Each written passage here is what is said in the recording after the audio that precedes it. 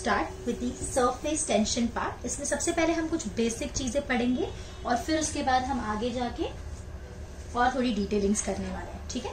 तो सबसे पहले intermolecular forces. Intermolecular forces I am 100% sure आपको पता होगा, दो मॉलिक्यूल्स के बीच में जो फोर्स लगता है उसको अपन इंटरमॉलिक्यूलर फोर्स बोलते हैं। So the force between molecules, यानी दो मॉलिक्यूल्स या 2, 4, 5 यानी आपस में मॉलिक्यूल्स में जो फोर्स लगता है उसको हम इंटरमॉलिक्यूलर फोर्स बोलते हैं। ये जो इंटरमॉलिक्यूलर फोर्स है बेसिकली ये दो टाइप का होता है। पहला है कोहेसिव फोर्स और दूसरा है एडहेसिव फोर्स। तो दोनों में डिफरेंस क्या है? कोहेसिव फोर्स वो होता है जो सेम मॉलिक्यूल्स के बीच में रखता है, यानी molecules of the same substance, और ज्यादा प्रिसाइजली हम बोले। So an adhesive force is the force between the molecules of different substance.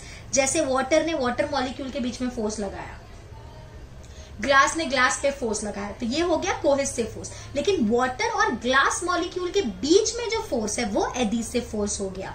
ये जो कोहेसिव फोर्स है ये सबसे ज्यादा स्ट्रॉन्ग सॉलिड्स में होता है और सबसे वीक गैस में होता है, ठीक है। तो यहाँ क्या लिखा है? Force of attraction between the molecules of the same substance. And what is adhesive force? It is the force of attraction between the molecules of different substance. Example, force of attraction between glass and water molecule.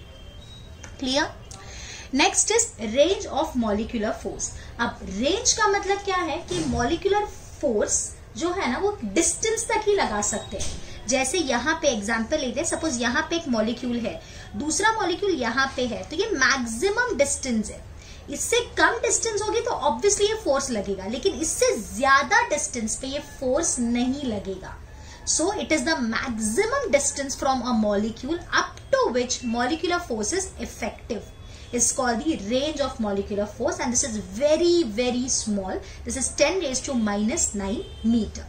Next is sphere of influence. What is sphere of influence? It is an imaginary sphere. एक imaginary sphere है जिसके center में molecule है। So here the radius is equals to the range. तो हमको यहाँ पे क्या दिख रहा है? एक सर्कल। बट अगर हम 3 डायमेंशन में देखेंगे तो वो क्या होगा? That will be a sphere. Clear?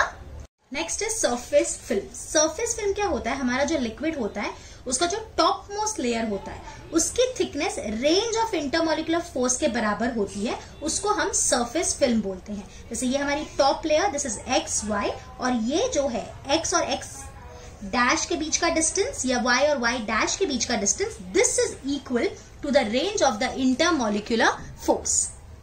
Thank you.